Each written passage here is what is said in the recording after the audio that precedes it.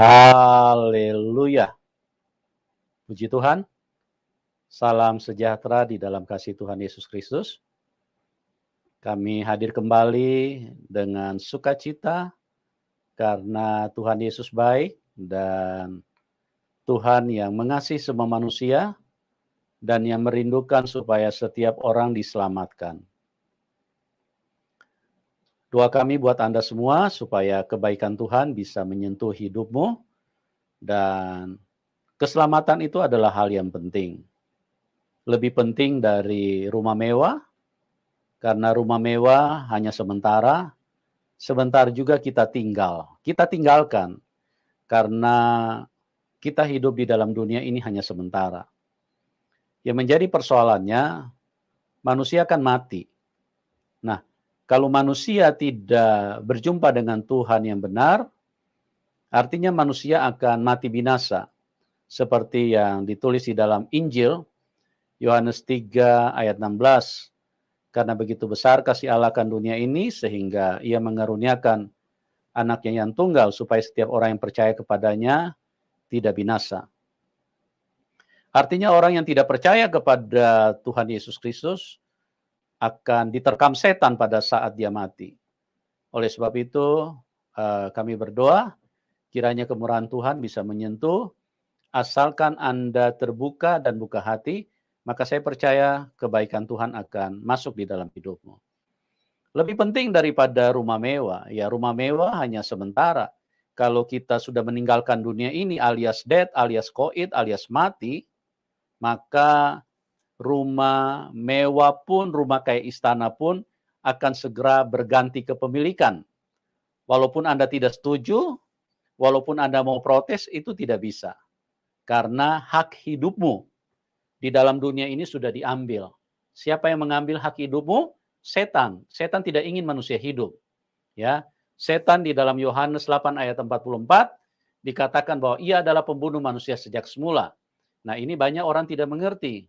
Bahkan orang Kristen pun juga tidak mengerti. Mereka berpikir kalau mati itu adalah kehendak Tuhan. Siapa bilang kehendak Tuhan? Baca Alkitab baik-baik. Tuhan Yesus turun untuk menggantikan kita supaya dia yang mati mengalami kematian, disiksa di alam maut supaya kita tidak, ya, kita pindah tempat saja. Nah, makanya saya katakan keselamatan itu lebih penting daripada rumah mewah. Keselamatan itu lebih penting daripada semua uang yang ada di bank, ya. Keselamatan maksudnya kehidupan kekal, ya. Karena kalau kita tidak mendapatkan keselamatan kehidupan kekal, maka akan diterkam setan, langsung dibawa ke alam maut dan disiksa di sana. Oleh sebab itu, saya berdoa sekali lagi supaya kemurahan Tuhan bisa menyentuh kita. Uang kita perlu hanya sementara. Kalau kita sudah meninggalkan dunia ini, walaupun Anda punya rekening gendut, nah itu akan ditinggalkan. Orang-orang yang kurus-kurus, orang yang punya rekening kurus akan menikmati rekening gendutmu, ya. Walaupun Anda tidak setuju, ya. Walaupun Anda marah-marah di sana, tidak bisa, itu sudah menjadi milik orang. Karena itulah sebabnya saya katakan keselamatan itu jauh lebih penting. Ya, dan keselamatan itu jauh lebih penting dari mobil mewah, pesawat jet pribadi, semua tidak ada gunanya kalau kita sudah meninggalkan dunia ini. Maka carilah Tuhan, yang karena hanya Tuhan yang bisa menyelamatkan kita, hanya Tuhan yang baik yang bisa bawa kita ke surga. Tuhan Yesus berkata, akulah jalan kebenaran dan hidup. Nah, dialah jalan, dan dialah kebenaran, dan dialah kehidupan. Di luar dia manusia mati. Di luar dia tidak ada kebenaran. Akulah jalan kebenaran dan hidup. Tidak ada seorang pun yang dapat datang kepada Bapa kecuali melalui aku. Dengarkan baik-baik teman-teman. Jangan sampai menyesal karena kami mengasihi Anda semua. Sekalipun mungkin ada yang berkata, kami membenci Anda. Tidak menjadi masalah. Karena kami hidup bukan karena pendapat Anda. Kami hidup bukan karena perasaan Anda. Tapi kami hidup karena kasih Tuhan. Jadi kasih Tuhan yang besar melimpah di dalam hidup kami. Itulah yang ingin kami bagikan di dalam setiap tayangan, di dalam setiap pertemuan, di dalam apapun yang kami lakukan. Kami rindu kebaikan Tuhan itu menyentuh hidupmu, ya. Maka izinkan kebenaran itu masuk. Dan selidikilah, carilah kebenaran itu, supaya kebenaran itu memerdekakan kita. Oke teman-teman, pada malam hari ini kita akan diberkati dengan sebuah kesaksian yang luar biasa. Bagaimana narasumber yang tadinya dari iman antikris, artinya orang yang tidak percaya kepada Tuhan Yesus. Dan satu ketika lewat kajian daripada ayat-ayat yang dia imani, terus kemudian dia menyimpulkan bahwa Tuhan Yesus adalah juru selamat dan Tuhan Yesuslah satu-satunya yang bisa membawa manusia ke surga. Nah, bagaimana kisah selengkapnya? Saya tidak berpanjang kata lagi karena beliau sudah ada di tengah-tengah kita. Kita sambut narasumber kita, Bapak Bani. Shalom, Pak. Pak Bani, di-unmute dulu Pak suaranya, di-unmute. Tombol mic-nya ya. Shalom Pak. Shalom, selamat malam Pak Pastor Yusuf Madubulu. Ya, apa kabar Pak? Baik Pak Yusuf, puji Tuhan, semua baik. Puji Tuhan, ya luar biasa. Terima kasih Pak Bani sudah. Ya, terima kasih Pak Bani sudah hadir di tengah-tengah kita. Dan suara saya bagus ya, didengar ya? Bagus, suara saya juga bagus ya? Iya, suaranya bagus juga Bapak. Iya. Gimana Bapak, sehat-sehat? Puji Tuhan sehat Pak. Ya, luar biasa. Tuhan Yesus dahsyat. Tentunya Pak Bani sebagai orang yang sudah menerima kasih Tuhan, tidak mungkin berdiam diri. Oleh sebab itu, menjadi tanggung jawab kami, karena kami sudah merasakan kasih Tuhan, tidak mungkin kami berdiam diri. Maka kasih Tuhan itu harus kami ceritakan. Terlepas daripada orang mau percaya atau tidak, itu urusan masing-masing. Tapi kami tidak berhutang kepada Tuhan, karena kami telah menyelesaikan. Karena Tuhan bilang, jadikanlah semua bangsa muridku. Ya, jadikanlah semua bangsa muridku. Jadilah saksi di Yudea, Yerusalem, dan sampai ke ujung bumi. Nah, itulah sebabnya maka hidup yang sudah mengalami kasih Tuhan harus bersaksi, menceritakan. Ya, di dalam Wahyu juga dikatakan bahwa iblis dikalahkan oleh darah anak domba dan oleh kesaksian kita. Makanya kalau Anda sudah mengalami kasih Tuhan, saya percaya pasti Anda rindu berbagi, menceritakan kesaksian bagaimana Anda berjumpa dengan Tuhan. Tapi kalau orang yang malas bersaksi, orang yang malas bersaksi, orang yang takut-takut bersaksi, takut nanti dianiaya atau takut nanti mengalami hal-hal yang tidak baik, nah itu orang seperti itu berarti dia malu mengakui Tuhan. Kalau orang yang percaya kepada Tuhan, Tuhan Yesus bilang, barang siapa yang malu mengakui aku juga akan malu mengakui dia. Oke teman-teman, pada malam hari ini kita akan mendengar kesaksian yang luar biasa. Bagaimana yang tadinya Pak Bani ini adalah iman yang antikris. Artinya dia tidak percaya kepada Tuhan Yesus. Nah, lewat karya Tuhan beliau bisa diselamatkan. Nah, beliau akan ceritakan sendiri kepada kita. Oke Pak Bani, terima kasih sekali lagi, dan waktu dan tempat saya serahkan kepada Anda untuk menceritakan kesaksiannya secara utuh, mulai dari latar belakang dulu. Ya, silakan Pak Bani. Shalom, selamat malam semua saudara-saudara terkasih di dalam Yesus Kristus. Kiranya Tuhan memberkati kita semua, karena kita memang memiliki Tuhan yang maha dahsyat, Tuhan yang nyata. Dan saya terima kasih sekali ke Pak Yusuf Madubulu dikasih kesempatan untuk memberi kesaksian. Karena bagaimanapun kita harus bersaksi akan kebaikan Tuhan Yesus. Dan kita harus bersaksi juga bahwa Tuhan kita adalah Tuhan yang nyata dan real yang dapat kita rasakan. Oke, sebaiknya saya cerita dulu. Saya Bani, saya terlahir dari keluarga Muslim. Bukan cuma bapak, ibu, adik-adik kakak saya, tapi saudara sepupu, ponakan semua adalah keluarga Muslim. Artinya tidak ada satupun yang non-Muslim, dan tidak ada satupun juga yang ex-Kristen pindah Islam, itu nggak ada. Artinya memang sudah terlahir dari Muslim sebagai Islam. Namun demikian, keluarga saya termasuk keluarga yang masih terbuka pikirannya, atau kalau istilah zaman sekarang tuh Islam Nusantara lah, yang masih bisa menerima perbedaan.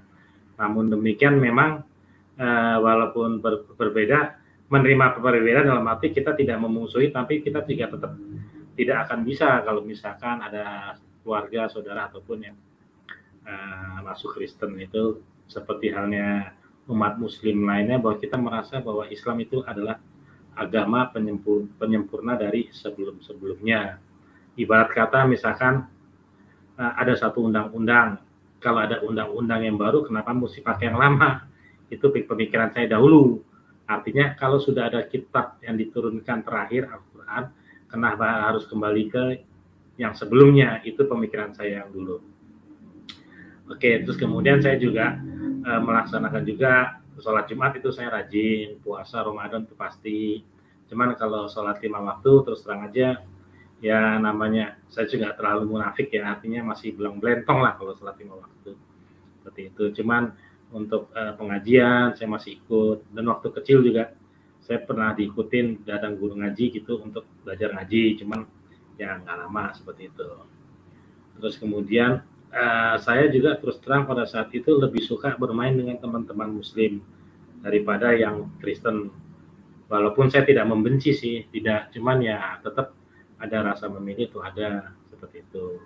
Karena gimana pun bagi kita bahwa mereka adalah kaum yang kafir lah, artinya kafir kenapa dia tidak mau menerima Allah Subhanahu wa Ta'ala ya, artinya seperti itu, ataupun Nabi Muhammad, dan mereka lebih memilih menyembah manusia seperti itu. Itu perjalanan saya pada saat saya masih di agama seberang, sewaktu saya masih Islam. Terus kemudian dalam perjalanan waktu pelan-pelan, terus kemudian banyak kejadian-kejadian yang saya lihat kok jadi pertanyaan atau pergumulan, terutama ada peristiwa bom Bali, terus peristiwa 911, itu kan saya lihat di situ kok begitu apanya ya, begitu sadisnya, kenapa manusia mesti memusuhi sesama manusia, sementara mereka tidak kenal, dan kenapa harus membunuh, bahkan merelakan menjadi bom bunuh diri hanya untuk membunuh manusia yang mereka nilai kafir. Pada saat itu saya juga tetap tidak setuju dengan pergerakan Islam seperti itu. Namun demikian saya tetap mempertahankan keimanan saya, dan saya tetap berpegangan teguh bahwa itu pastilah hanya Islam yang sesat, yang radikal, yang sesungguhnya Islam tidak mengajarkan seperti itu. Namun demikian, terus terang perjalanan waktu terus kok berulang kali terjadi kejadian seperti itu. Dan bukan hanya di Indonesia saja, ternyata kan radikalisme, intoleransi seperti itu banyak terjadi juga di mana-mana. Bahkan Timur Tengah juga boleh dibilang sesama Islam kok perang. Saya kan bingung gitu loh. Tuhannya sama, Alkitabnya sama, kitabnya Qurannya sama, seperti itu, nabinya sama, Qurannya sama, tapi kok saling bunuh, saling bertikai, di mana masing-masing pihak klaim kebenaran. Seperti misalkan Syiah menganggap Sunni bukan Islam, Sunni pun menganggap Syiah bukan Islam lah. Sementara nabinya sama, kitab sucinya juga sama. Kan saya jadi bingung seperti itu. Akhirnya ya sudah, tetapi saya tetap yakin bahwa mungkin penafsiran inilah yang membuat orang berbeda pandangan pada saat itu ya, karena saya tetap berusaha, tidak mungkin saya menjadi Kristen. Lebih baik saya mati ditabrak mobil atau kecelakaan daripada saya menjadi seorang Kristen, karena memang bagi kami umat Kristen adalah kafir karena tidak mau mempercayai atau menerima Tuhan yang bagi kami saat itu saya anggap sebagai Tuhan sesungguhnya, yaitu Allah Subhanahu wa Ta'ala. Nah, kemudian dalam perjalanan terus kemudian makin kesini itu saya lihat, wah, apalagi terus terang dalam boleh dibilang 10 tahun belakangan ini ya, gerakan-gerakan Islam yang menampilkan wajah-wajah Islam yang garis keras, radikal, intoleran, itu kok makin sering terlihat. Saya jadi makin bingung nih, kok seperti ini.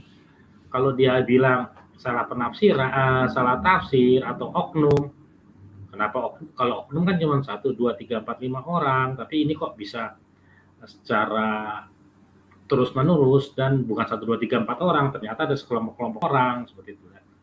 Nah, saya terus terang aja dari seringnya kejadian itu saya semakin sering bertanya. Puncaknya pada saat jujur aja pilkada DKI itu, di mana kok ini agama bisa dijadikan untuk politik, bahkan sampai sekarang ya seperti itu.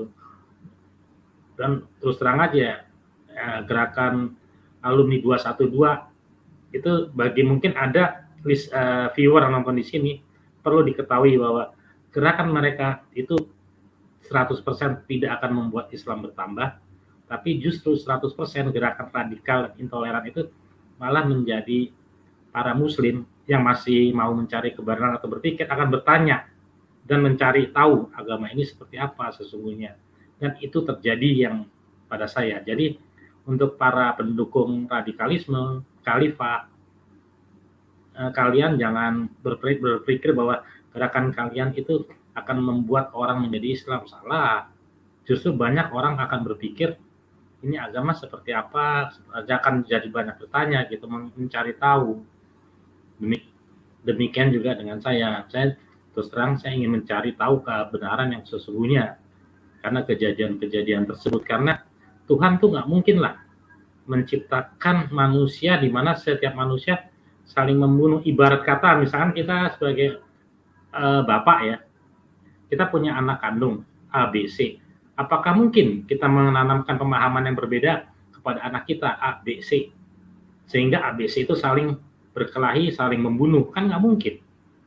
Tuhan pasti tidak ingin seperti itu. Gitu loh. Nah, oke, dalam perjalanan waktu saya makin mengalami pergumulan lah ya. Setelah pilkada DKI itu ditambah sekarang ada FPI lah kemarin ini, terus ada macam-macam lah seperti itu. Saya sendiri jujur, maaf kata ya, saya udah muak gitu loh melihat kelakuan mereka seperti itu yang tidak menampilkan Islam yang rahmat lil alamin seperti itu. Bagi saya pada saat itu mereka justru merusak konteks Islam rahmat lil alamin sendiri. Harusnya kan Islam yang benar harusnya ya Islam yang damai. Jujur aja pada saat itu saya sangat respect sama Nahdlatul Ulama. Bagi saya itu patokan saya sebagai muslim pada saat itu. Oke, singkat cerita tetap saya dalam pergumulan. Nah, pada suatu saat ini karena COVID juga ya, sering tidur siang, jadi malamnya kan nggak bisa tidur, buka YouTube, buka apa, sehingga ada channel-channel tentang apologetika seperti itu. Terus kemudian dalam situ ya jujur aja yang membuka saya tentang mengetahui tentang isi Quran itu ya salah satunya jujur aja sih Christian Prince itu terus terang. Tapi Christian Prince sendiri kan bicara bahwa jangan percaya dengan apa kata dia, tapi catat sendiri apa yang dia omongin. Karena saya mencari kebenaran, saya gini, untuk mencari kebenaran posisikan diri kita sebagai titik nol. Artinya kita bukan Kristen, kita bukan Kristen, bukan Islam, kita titik nol sehingga otak kita di reset gitu seperti itu. Akhirnya saya posisikan seperti itu, saya catat semuanya. Saya catat, terus kemudian saya pelajarin isi Quran, ternyata memang benar. Terutama yang bikin saya sangat tertarik itu bahwa ternyata dalam Quran sendiri ini yang saya lebih tertariknya ya, itu ternyata dalam Quran itu lebih banyak bercerita tentang Isa Al-Masih. Siapakah itu Isa Al-Masih? Dari seperti itu. Dari situ terus kemudian saya juga ingin mengetahui siapa itu Isa Al-Masih. Terus iseng saya suka bikin quotes status Facebook lah. Cuman saat itu saya tulis di Facebook Jesus quotes seperti itu. Nah pada saat itu saya belum tulis ayat karena kan saya masih muslim, takut nanti dipikir saya murtad atau apa kan, kafir seperti itu. Nah cuman rupanya beberapa teman saya mulai memperhatikan kok status Facebook saya sering nulis status Alkitab, meskipun saya tidak tulis ayatnya, pasti orang Kristen pasti tahu lah itu dari mana.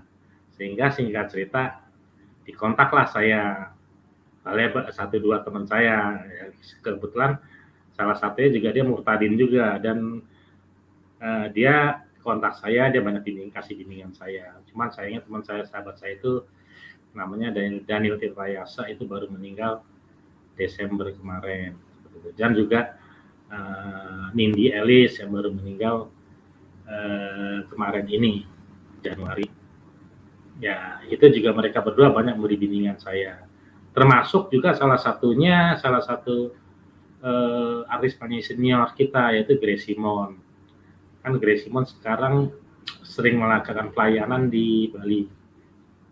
Oke, singkat cerita, saya dipanggil juga lah sama Mbak Grace itu untuk bertemu.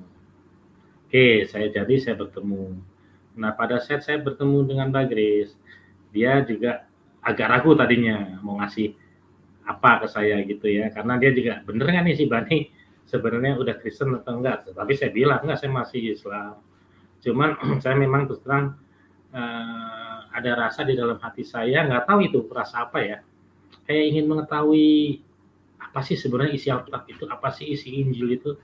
Karena kan kita dalam Islam diharamkan, cukup diimani, tapi diharamkan untuk membacanya. Seperti itu. Kan kita ditanamkan seperti itu. Cukup diimani aja lah, tapi haram untuk membacanya. Karena nanti bisa akidahnya rusak lah, atau apa, bla bla bla. Seperti itu macam-macam. Singkat cerita, dikasihlah saya sama Mbak Grace Simon satu buah Alkitab. Itu di tahun 2020 lah, sekitar bulan Maret 2020. Oke, saya baca. Jujur, begitu saya baca Alkitab itu saya sangat kaget bahwa kok ini gila ya, artinya gini, seumur hidup saya belum pernah tahu ada satu buku yang bisa menceritakan garis keturunan manusia dari Adam dan seterusnya hingga Yesus lah. Semua lengkap, dari ininya, itunya, keturunannya, bangsa-bangsanya. Ini bagi saya juga luar biasa seperti itu.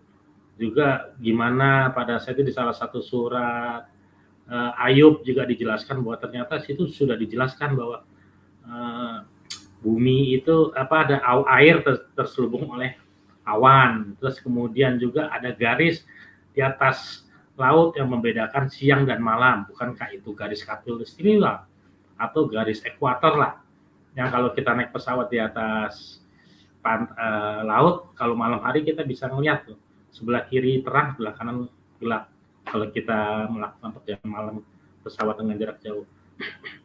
Banyak kedahsyatan saya lihat di situ. Terus kemudian saya juga baca di Perjanjian Baru, waktu itu masih secara singkat ya.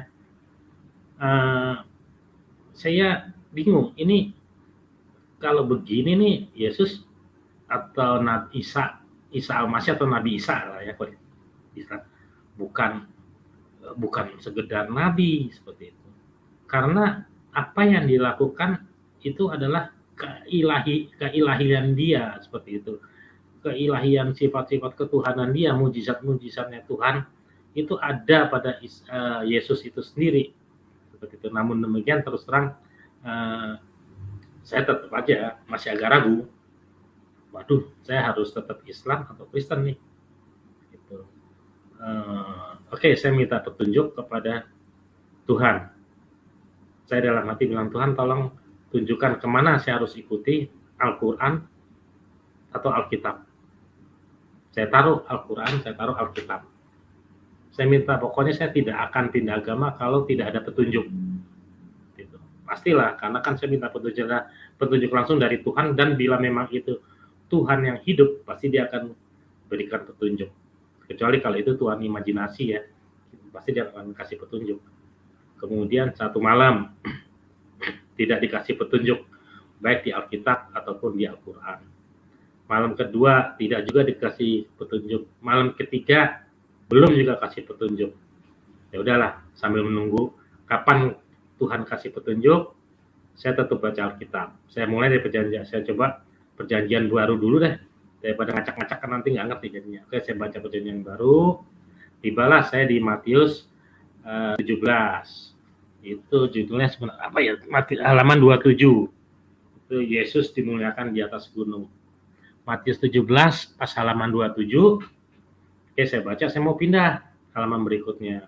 Saya kaget, lah kok ini langsung halaman 30.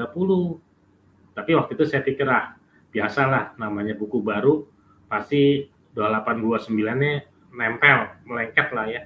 Biasanya kalau kita beli buku baru atau apa kan kadang-kadang nempel, atau kadang-kadang ada yang suka lupa dia apa namanya, di sobek sehingga masih nempel. Saya tuh halaman saya kertas nih, saya sampai saya gini-giniin lah. Gitu, ini sampai hampir robek 27 sampai 30, 27 sampai sorry maaf ya, sampai saya giniin juga. Udah mau robek enggak juga. Maksudnya ini mah bukan nempel, ini mah enggak ada, saya bilang gitu.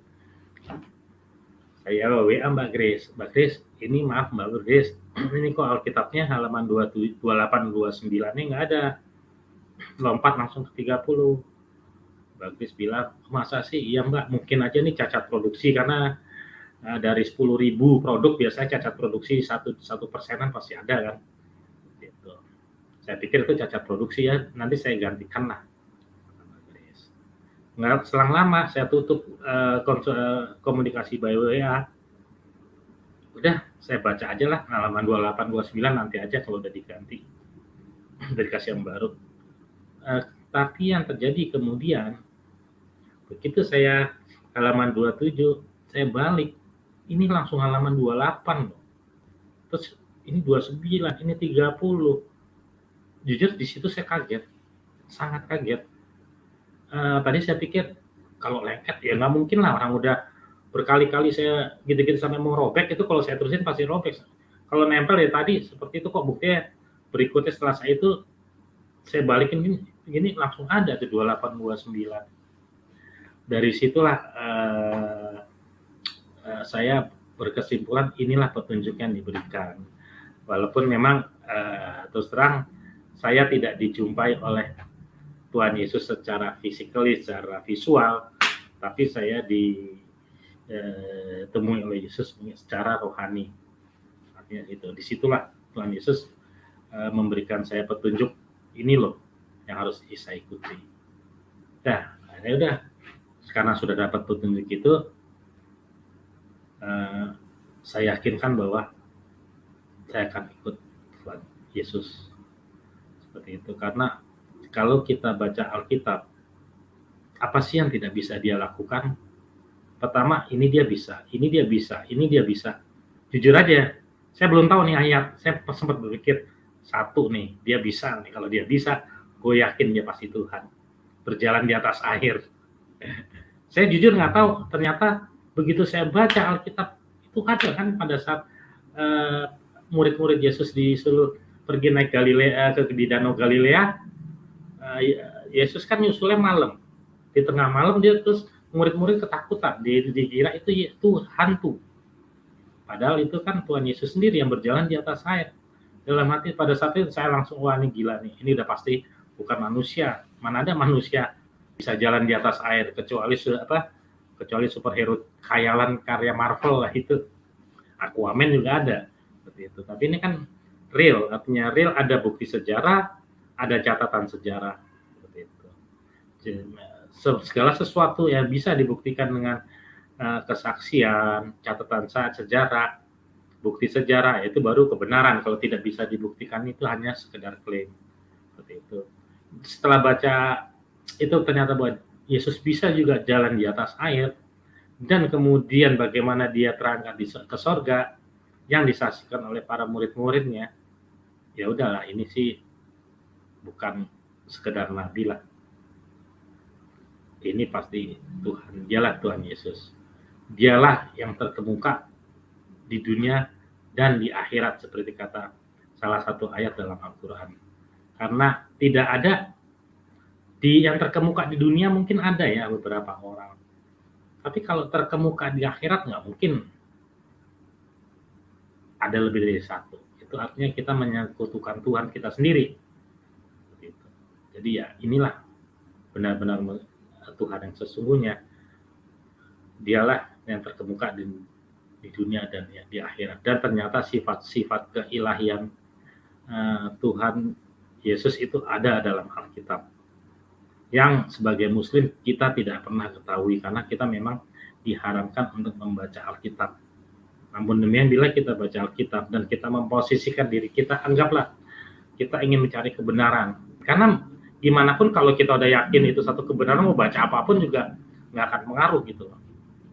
Seperti itu.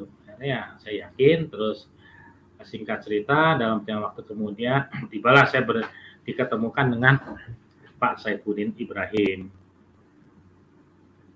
Singkat cerita dalam perjalanan, akhirnya saya dibaptislah oleh Pak Saifuddin Ibrahim sama Pak Pendeta juga, dua-duanya mantan Muslim nih, Iksan Palopo.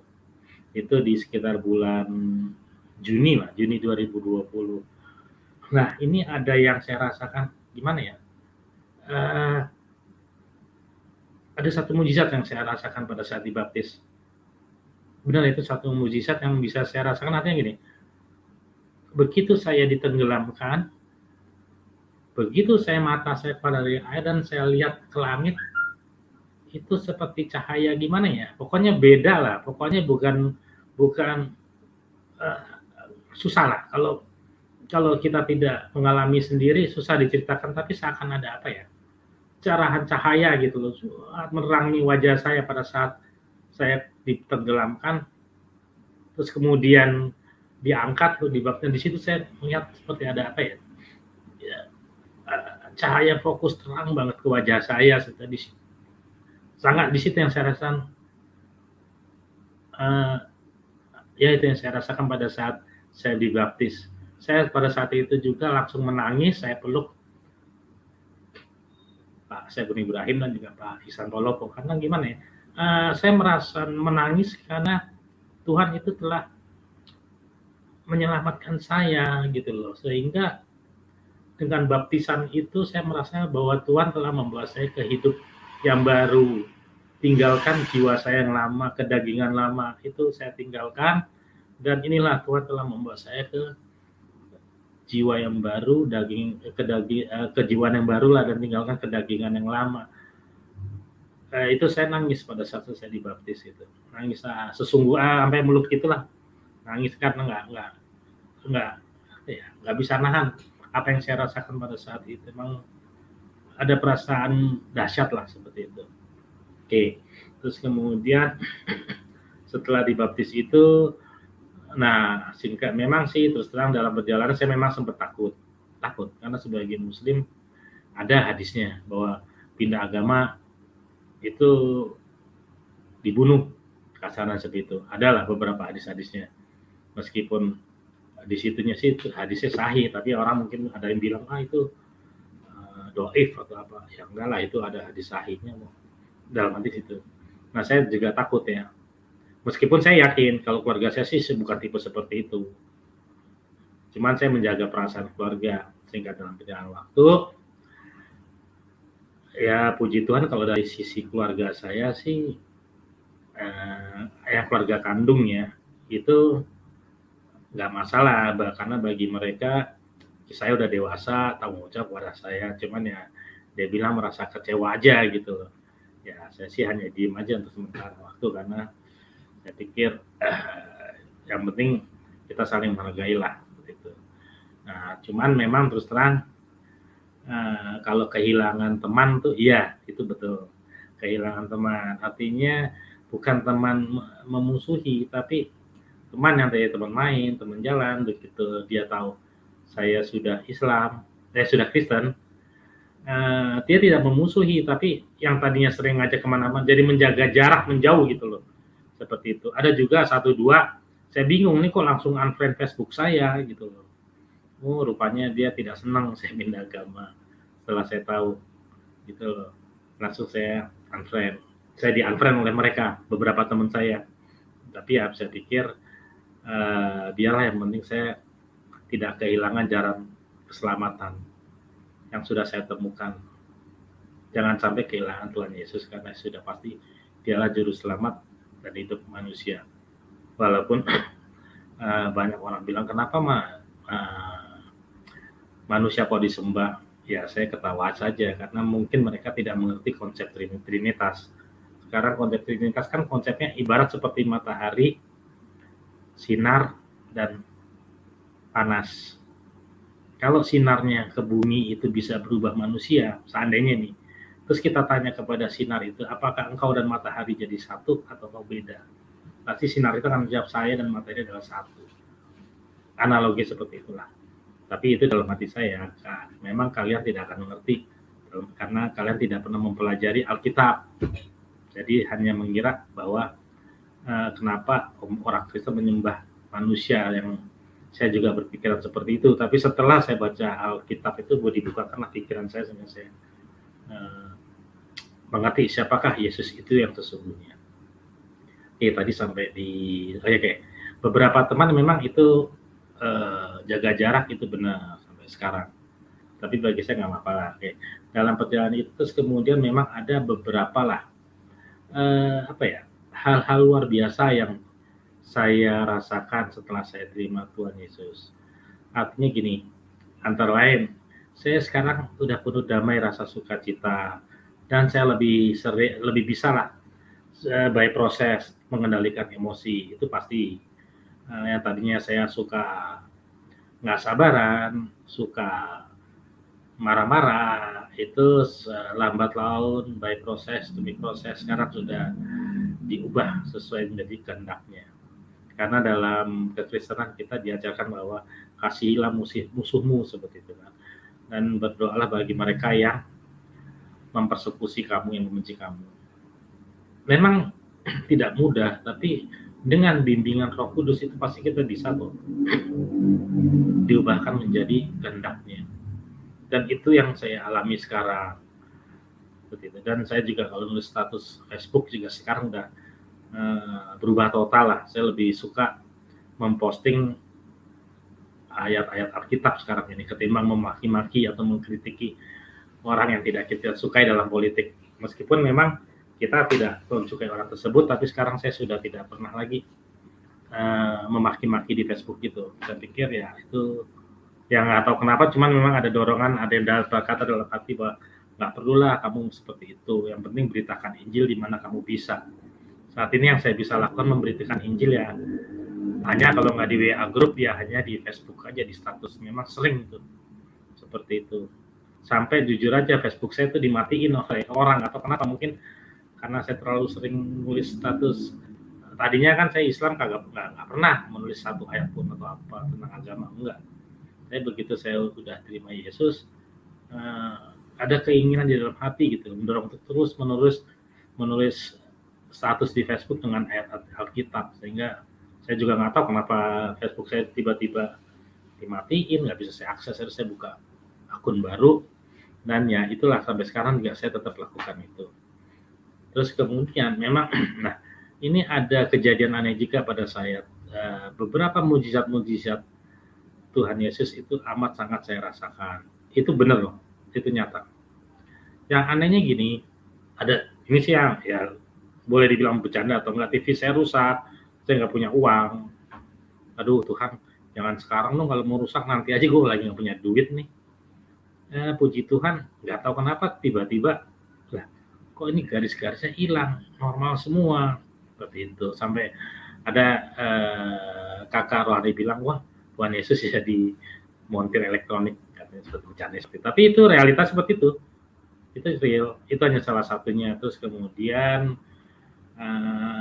ini ke Tuhan Yesus tahu kesusahan kita dan dia menjawab kita itu gini. Saya sudah hampir 4 tahunan mungkin ya tidak bekerja, 4 atau 3 tahun saya tidak bekerja, kehilangan pekerjaan lah katanya gitu ya, karena terlalu aktif sempat jadi aktif di dunia relawan, mungkin aktif di sana. Saya tidak fokus di pekerjaan, akhirnya saya tidak bekerja lagi karena umur juga sih mungkin ya. Saya sudah sampai titik zero tuh, 0.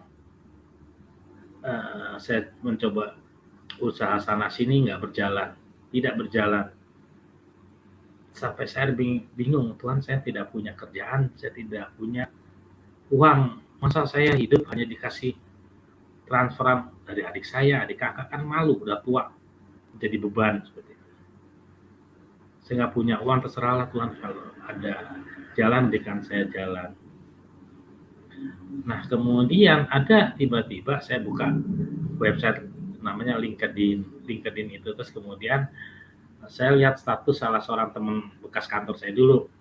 Orang ini udah 10 tahunan lebih tidak pernah saya kontak, dan saya pun sebenarnya biasa-biasa aja, bukan cuma teman kantor biasa, tapi dia memang anak Tuhan juga, anak Tuhan ya. Oke, saya lihat, wah dia nih kayaknya udah lumayan sukses nih, karena udah 10 tahun lebih saya nggak pernah ketemu, nggak pernah kontak. Kemudian saya coba inbox, saya message, minta nomor teleponnya, saya WA. Saya ngomong terus terang, boleh ada kerjaan nggak di tempatmu? Saya ngomong gitu. Puji Tuhan, langsung dijawab, oh bisa kalau mau, itu kebetulan gue butuh nih orang buat di Jakarta. Seperti itu. Ya udah, nanti saya ke Bandung, kebetulan teman saya itu kan tinggal di Bandung. Saya ke Bandung deh. Kita bicara di Bandung. Oh nggak usah, saya aja yang ke Jakarta, dia sendiri yang ke Jakarta. Ya udahlah, kita janjian, ketemuan lah kita di Puri Indah Mall. Memang kalau Tuhan itu kalau membantu kita dahsyat, amat sangat dahsyat. Artinya apa? Nggak pernah ada dalam cerita, meskipun itu teman ya, ketemu langsung kerja. Wah gila. Ini ketemu, ya udah apa nih? Minggu depan gini. Minggu depan ke Bandung ambil suratnya. Udah saya langsung diterima, nggak usah nunggu bulan depan. Aduh, itulah salah satu memang Tuhan kita, Tuhan yang nyata. Dia bisa mendengarkan apa yang kita rasakan dan apa yang menjadi kesulitan kita. Seperti itu. Puji Tuhan, akhirnya saya diterima dan dipastikan untuk bekerja sama dia hingga saat ini. Seperti itu, meskipun ya saya masih dalam proses untuk adaptasi juga, masih mencoba untuk bangkit kembali lah. Seperti itu. Itu baru salah satu. Terus kemudian yang sangat dahsyat juga, pada saat Juni kemarin itu kan ada COVID varian Delta tuh, hampir setiap hari lah kalau nggak di WhatsApp group atau di Facebook, innalillahi, rest in peace. Wah ngeri sekali kan. Teman saya pun juga udah ada 3 atau 5 orang itu meninggal karena varian Delta. Kemudian ternyata pertama adik saya kena sama suaminya kena. Terus kemudian adik sama suaminya, adik sama suami sama adik ipar saya itu cukup parah sampai kena pakai oksigen. Cuman karena rumah sakit penuh, dirawat di rumah. Nah, terus saya juga kan tinggal cuma berdua saat ini dengan bapak saya yang udah usia 86 tahun pada tahun kemarin 86, dan dengan banyak penyakit komorbid. Oke. Nah, rupanya adik saya kan takut kalau bapak saya kena. Akhirnya disuruh PCR test juga sama saya sekalian. Terus saya kena PCR test, dites ternyata hasilnya kaget memang, positif COVID varian Delta tuh. Terus dokternya bilang, nih bapak kamu sebaiknya kamu bawa aja untuk tes lab yang lebih detail karena komorbidnya banyak. Harus, kata dia. Tapi entah kenapa ada suara dalam hati saya, tenang aja dulu. Akhirnya karena ada suara itu ya, saya tidak lakukan itu, terus terang aja. Meskipun sebenarnya kalau kata dokter, kalau nggak dilakuin ya bapak kamu udah umur 86 tahun kena COVID, terus ada jantung, ada macam-macam lah penyakitan orang tua ya, darah tinggi. Biasanya kan pasti berakhir biasanya kalau udah seperti itu. Tapi yang saya lakukan pada saat itu terus terang aja saya berdoa memang.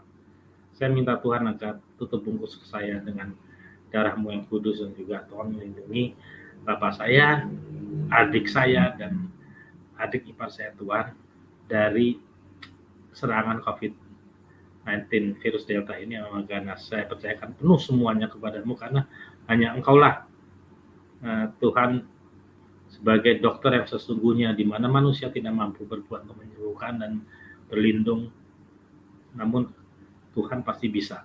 Apapun yang terjadi, saya percayakan ini semua sepenuhnya kepadamu Tuhan. Karena saya yakin there is power in the name of Jesus. Hanya itu. There is power in the name of Jesus. Itu aja modal saya.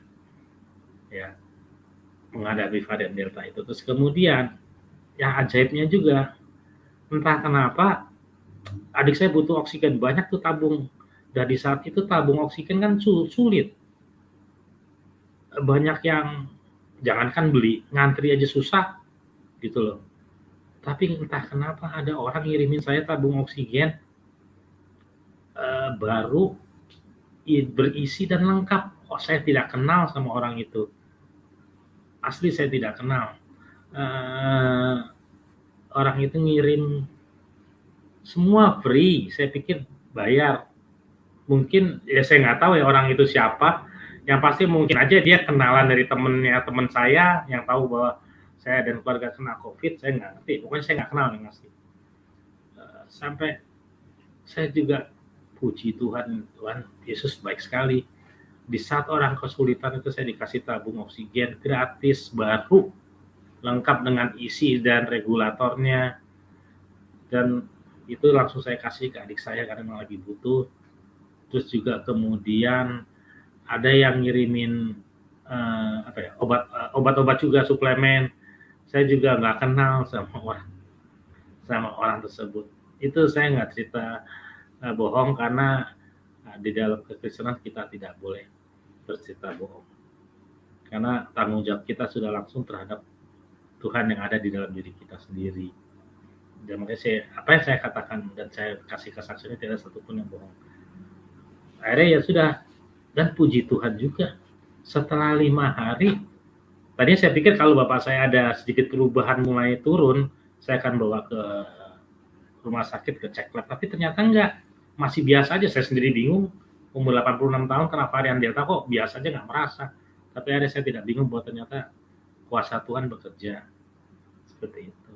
Dan puji Tuhan juga adik saya disembuhkan, adik ipar saya juga disembuhkan, bapak saya disembuhkan, dan puji Tuhan juga saya pun juga disembuhkan. Dan kami diberi keselamatan dari virus Delta COVID-19 tersebut. Memang Tuhan Yesus dahsyat lah, seperti itu. Mungkin bagi yang belum menerima Tuhan Yesus pasti biasalah dia menyela atau apa, tapi biarlah, karena gimana pun kebenaran tidak bisa kita paksakan. Tapi kebenaran tidak bisa kita paksakan, tapi bisa kita rasakan apabila kita memang sudah menemukan kebenaran itu. Selain itu ada satu juga yang saya juga agak aneh sekarang ini. Dulu ini saya kalau kena hujan, gerimis, itu pasti flu. Sekarang ini puji Tuhan nggak pernah flu loh. Padahal kena kehujanan gitu saya juga bingung, saya nggak tahu lah. Mungkin ya boleh dibilang itu salah satu juga lah Tuhan Yesus berikan kepada saya. Ya singkatnya dalam perjalanan waktu. Terus kemudian ada satu hal yang saya sukai dalam pelajaran dalam kekristenan ini, bahwa dalam kekristenan ini kita itu tidak manusia dibentuk, diproses menjadi manusia yang bisa mengerti siapakah itu Tuhan, apakah itu kehendaknya. Artinya begini, kita tidak pernah dilarang atau kasarannya diharamkan untuk terhadap sesuatu seperti itu ya. Tapi bila kita sudah tahu dan apa yang menjadi kehendak Tuhan Yesus, kita sudah akan mengerti bahwa itu tidak akan kita lakukan gitu loh. Jadi karena itu bukan benda atau barangnya yang dilarang, tapi manusia yang diproses, sehingga manusia itu sendiri setelah diproses oleh Tuhan Yesus akan mengetahui bahwa ini jangan, ini jangan. Dengan sendirinya, meskipun tidak ada ketentuan halal haram bukan dalam kekristenan, tapi bukan itu poinnya. Bukan bendanya yang diproses menjadi apakah ini benda halal atau haram, tapi manusianya itulah diproses. Dan manusia proses tumbuhlah iman. Dalam iman itu kita bisa mengerti segala kehendaknya. Jadi kita sudah mengetahui apa yang menjadi kehendak Tuhan dan apa yang tidak menjadi kehendak Tuhan. Jadi sudah nggak perlu lagi lah benda-bendanya dilarang atau enggak, karena kita sudah mengetahui bila ini tidak baik ya tentu Tuhan tidak berkehendak. Intinya kan seperti itu aja. Satu, terus kemudian juga saya baru tahu bahwa Tuhan Yesus itu datang tidak untuk mengajarkan agama. Tidak. Karena agama bisa dibuat oleh siapa saja. Artinya manusia bisa membuat agama. Iblis yang bertindak sebagai malaikat terang pun bisa dia membuat agama, sehingga seakan malaikat terang itu seakan menjadi Tuhan, dan Tuhan itu dan dia seakan menciptakan agama. Tapi Tuhan Yesus tidak menciptakan agama. Tuhan Yesus datang hanya untuk menyelamatkan manusia. Bagi mereka yang ingin diselamatkan dan mempercayainya. Hanya ini simpel kok pelajaran kekristenan itu, bahwa kekristenan itu bukanlah suatu agama, tapi adalah suatu petunjuk bagi manusia yang ingin diselamatkan oleh Tuhan Yesus. Jadi salah besar bahwa jangan jadikan kekristenan cukup sekedar beragama. Jangan, karena kalau seperti itu apa bedanya kalian dengan manusia-manusia lain yang hanya sekedar beragama? Gitu loh. Tidak cukup kita beragama Kristen selesai, cukup rajin ke gereja, baca Alkitab, selesai. Tidak, bukan seperti itu. Kekristenan tidaklah bukan suatu agama, tapi adalah suatu ajaran dari Tuhan Yesus agar kita menjadi pelaku firman, sehingga kita dapat hidup, tumbuh, dan berkembang di dalam Yesus Kristus. Seperti itu. Memang saya lihat, jujur aja banyak sih orang yang menjadikan kekristenan itu hanya sekedar agama. Mungkin dia pikir ke gereja terus baca Alkitab udah cukup dan percaya Yesus cukup. No, itu cuma nggak cukup. Kita harus jadi pelaku firman-Nya, beritakan Injil, kabar kebaikan. Itu yang harus kita lakukan, dan kita harus menjadi role model bagi manusia-manusia lain. Seperti itu, sehingga mereka mengetahui bahwa inilah kita anak-anak Tuhan yang memang harus bisa bersikap, berpikiran, dan berkata berbeda dengan manusia-manusia yang belum mengenal Tuhan. Seperti itu. Percayalah bahwa hanya bersama Tuhan Yesus Kristus kita akan diselamatkan. Tidak ada satu nabi pun yang berani menjamin kata-kata itu. Dari Nabi Adam sampai kasarnya sampai Nabi Isa, sampai dalam Islam pun juga semuanya kan boleh bilang insya Allah tidak ada yang bisa menjamin. Namun Yesus berkata, akulah jalan kebenaran dan hidup. Seperti itu.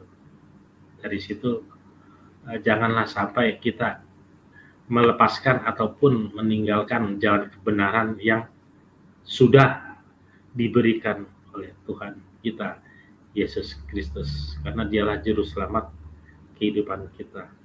Saya rasa sangat rugi dan sangat kita sudah misalkan orang sudah hidup terakhir sebagai Kristen, sudah di bawah Kristus, kemudian dia lepaskan semua jalan keselamatan itu menjadi jalan yang tidak pasti. Itu kan sama juga mundur menurut saya. Itu karena mungkin mereka kurang mendalami, memahami isi Alkitabnya, atau mungkin juga tidak ada Roh Kudus yang bekerja di dalam dirinya.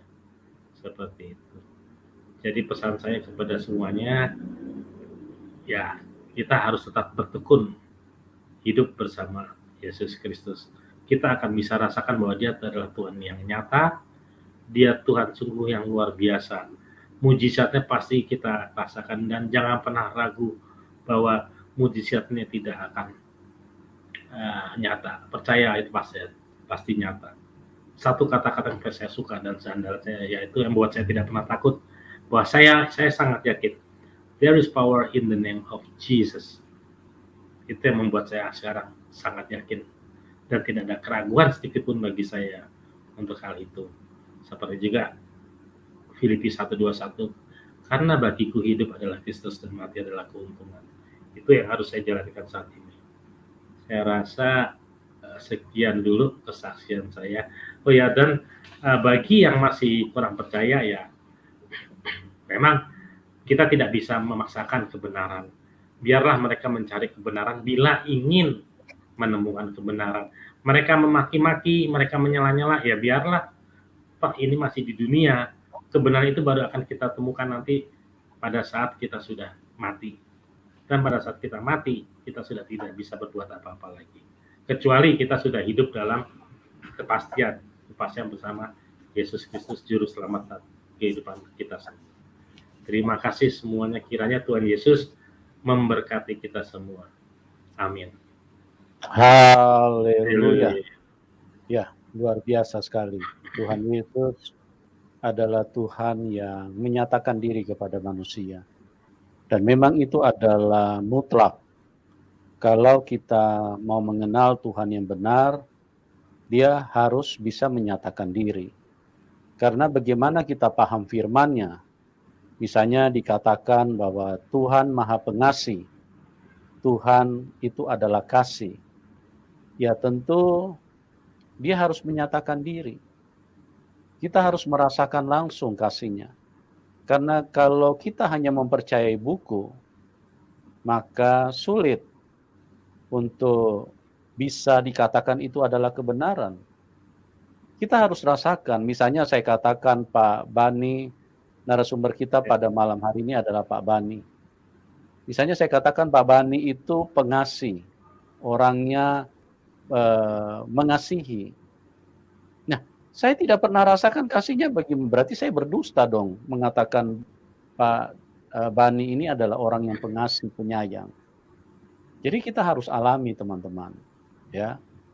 Dan ini penting karena ini urusan kekekalan, urusan iman, itu urusan pribadi dan tidak bisa join, ya, tidak bisa grup.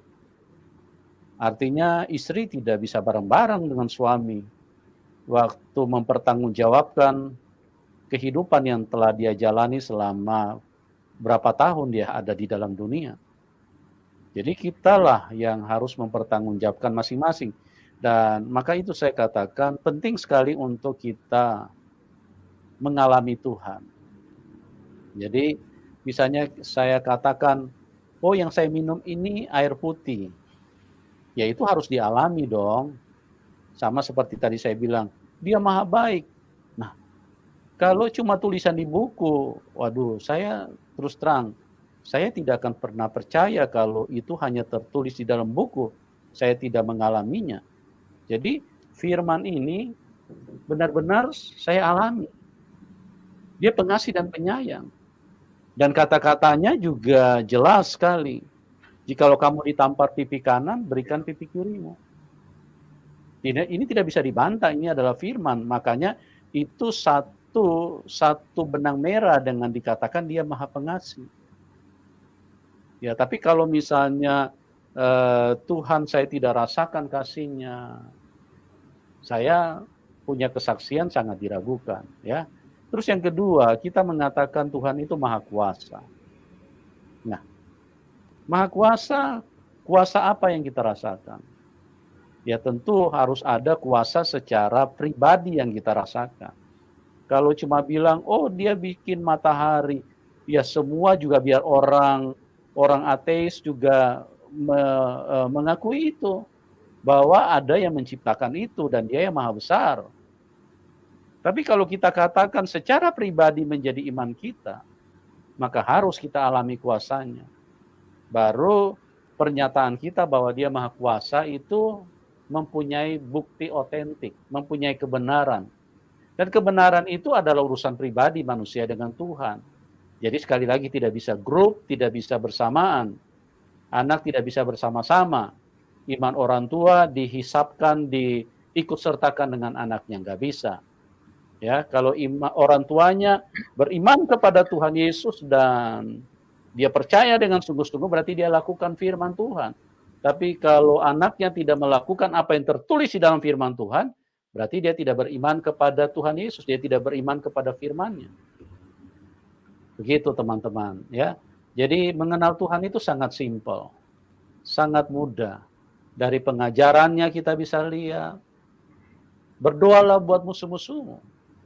Tuhan Yesus tidak pernah mengajarkan kalau kamu ditampar pipi kanan, hantam kepalanya, kalau perlu putuskan kepalanya. Itu tidak ada, ya. Karena memang benar firman Tuhan itu dia adalah kasih. Firman-Nya itu satu paralel, satu jalur dengan kasih, ya. Jadi begitulah teman-teman. Kita harus cerdas, kita harus teliti, kita harus benar-benar sungguh-sungguh memperhatikan, jangan sampai nanti nyesal. Karena kalau kita sudah mati, tidak ada kesempatan untuk manusia bertobat. Karena ada orang mengatakan, oh kita bisa pindah nanti kalau dari neraka lama-lama, siapa tahu nanti dipindahkan ke surga. Tidak bisa. Kalau nanti kita dipindahkan ke surga, tidak perlu ada khotbah-khotbah, ya. Tidak perlu ada pengajaran tentang Tuhan. Artinya dari sekarang ini kita sudah harus menata diri. Makanya saya katakan bahwa kematian itu tidak bisa pilihan, tidak bisa kita pilih. Memang itu sudah kemutlakan. Karena ketidaktaatan Adam dan Hawa, maka manusia mati. Nah, sekarang kemutlakan juga dikatakan oleh firman, kalau kita tidak percaya kepada Tuhan Yesus. Karena begitu besar kasih Allah akan dunia ini, sehingga ia mengeruniakan anaknya yang tunggal. Supaya setiap orang yang percaya padanya tidak binasa. Nah, firman yang lain di dalam Kisah 4 ayat 12, di bawah kolong langit ini tidak ada nama lain yang olehnya manusia bisa diselamatkan, kecuali di dalam nama Tuhan Yesus Kristus. Pertanyaannya, di bawah kolong langit loh. Anda tinggal di mana saat ini? Kalau Anda bilang tinggal di bawah kolong langit, nah firman ini untuk siapapun yang tinggal di bawah kolong langit ini. Di bawah kolong langit ini tidak ada nama lain yang olehnya manusia bisa diselamatkan. Jadi begitu teman-teman. Yohanes 14 ayat 6 jelas sekali bahwa penegasan yang dikatakan oleh Tuhan, akulah jalan kebenaran dan hidup. Akulah jalan, ya itu berarti mutlak bahwa dialah jalan. Di luar dia tidak ada jalan. Jalan tertutup. Karena dengarkan teman-teman, kita mau ke surga mau pakai apa? Mau pakai Grab nggak bisa, ya. Paling-paling kalau lewat jalan tol bisa. Kita mau pakai pesawat juga nggak bisa. Naik paling sudah 35.000 kaki, dia turun lagi karena habis bahan bakar.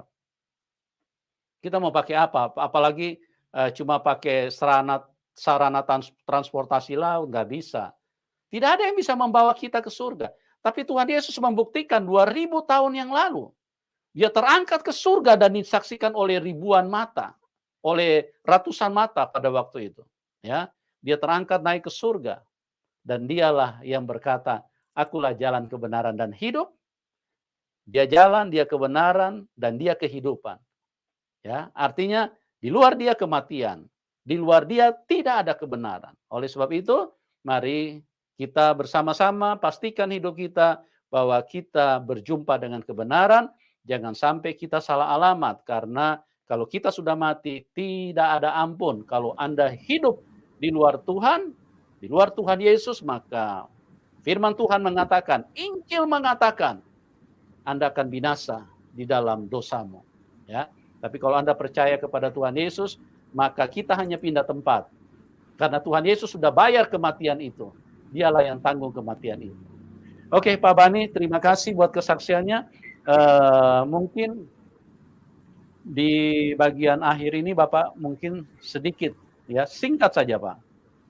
Berikan pesan yang lebih tajam kepada teman-teman supaya mereka, siapa tahu mereka belum mengenal Tuhan, ya, supaya mereka bisa semakin terarah, diarahkan untuk mengenal siapa Tuhan Yesus itu, Pak.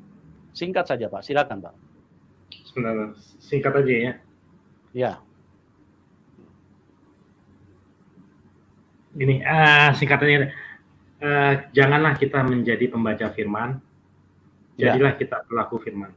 Karena kalau kita hanya menjadi pembaca firman, tidak ada yang tidak firman itu tidak akan menghasilkan iman, dan iman itu tidak akan menghasilkan buah. Itu kalau kita hanya membaca firman. Jadi saya pesankan, jadilah pelaku firman, agar kita bisa hidup bersama dan di dalam nama Tuhan Yesus Kristus kita.